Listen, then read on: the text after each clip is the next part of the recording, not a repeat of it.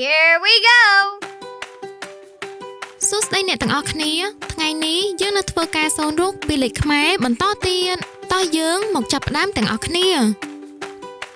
យកដែលឥដ្ឋពណ៌លឿងមកលុញជារៀងលេខ8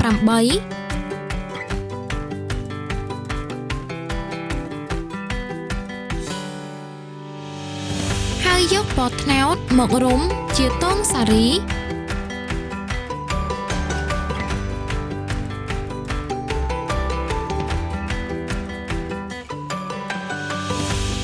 ចំណែកពណ៌បៃតងធ្វើជាស្លឹក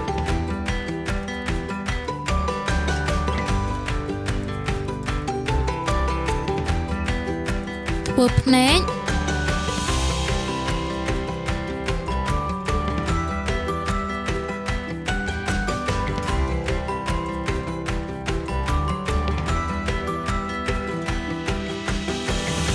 មាត់ដាក់ចូលគ្នា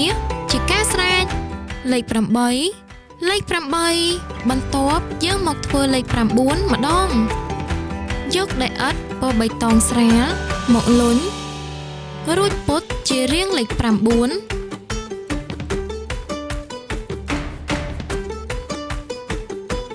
យើងធ្វើអណ្ដាតធ្វើភ្នែកដាក់ចូល